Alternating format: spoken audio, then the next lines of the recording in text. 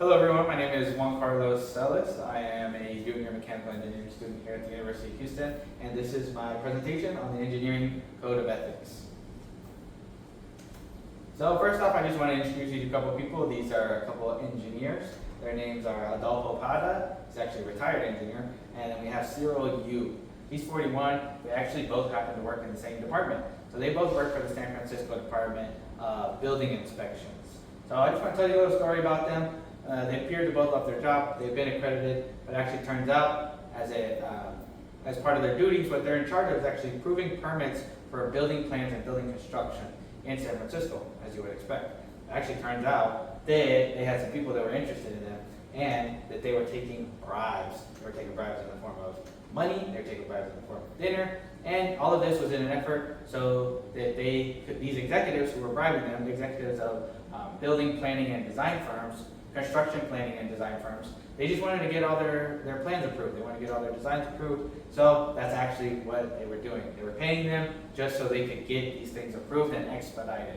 So as an engineer, it's a bit sketchy. You're taking all this, probably some really good food, a lot of money, but you are cutting corners, and does come some ethical questions. So this story is actually very good because it actually relates to ethical concerns. Some things that are important to remember is that as engineers, ethics is a very real and present part of our jobs. This is the National Society of Professional Engineers. They know a little bit of something about ethics. It was formed in 1932 by David Steinman. David Steinman was a professional engineer and a representative of his organization. He got together with some people from Connecticut, New Jersey, New York in 1932, and he said, hey, I want to make this national society, I want to present a more unified front. I have some goals for engineers as a whole, and I think we can get together and accomplish them. Some of those goals include legislation. He wanted to improve the engineering condition. So that means improving legislation for us, making sure that we're formally recognized in government, including public appreciation and understanding of us. So he wanted to make sure that the public as at large knows what we do and has a little bit of appreciation. He was also wanting to improve our compensation, making sure that we're thoroughly rewarded for the work that we do, compensated, and then also ethical practices or standards. So he wanted to make sure that we all holding ourselves accountable, making sure that we're ethical and that we have similar standards, just so that we can not only present a more united front, but also ethics are important when it comes to real world problem solving, which is what we do as engineers. So also, when it comes to ethics, NSPE has a little bit of skin in the game for ethics. In the early years, in 1946, they actually adopted the Canon of Ethics, which was from another sponsorship organization that helped them out with that. So they wrote these Canon of Ethics, NSPE adopted it. Turns out later years they revised it a little bit. In 1964, the NSPE actually decided to revise the whole thing and came up with the Code of Ethics, which has been further revised to 2006, where we now have the current iteration of it.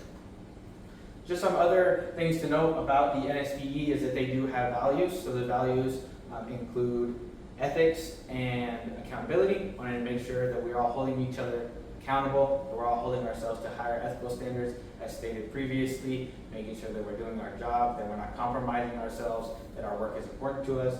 And it also includes our qualifications. We want to make sure that we all know what we're doing, we're all on the same page. We love problem solving, we want to make sure we can all do it the same way.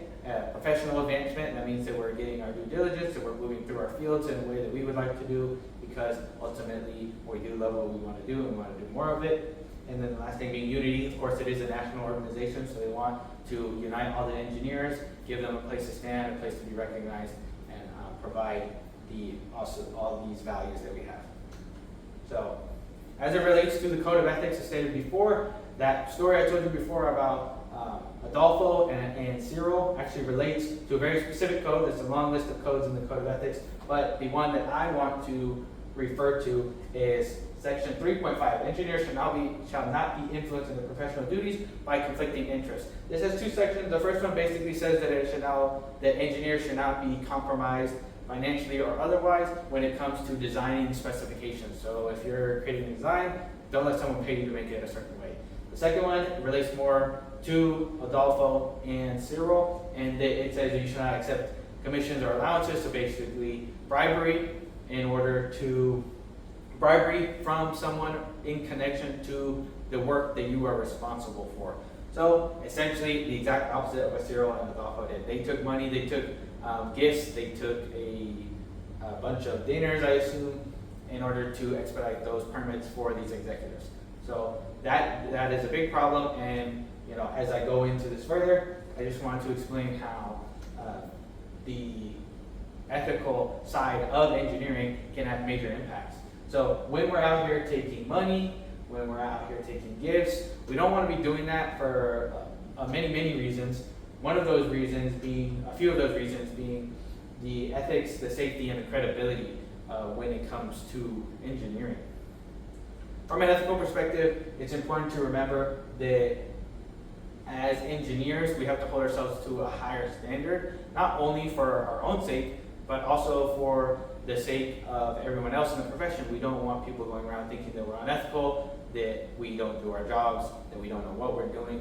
In addition to that, that does very closely relate to safety. Engineers are very responsible, or highly responsible for people's safety. We do hold people's lives in our hands. So if we're going around being unethical, not holding ourselves to a higher standard, then it could potentially endanger lives. In addition to that, we want to make sure that we're presenting a credible profession.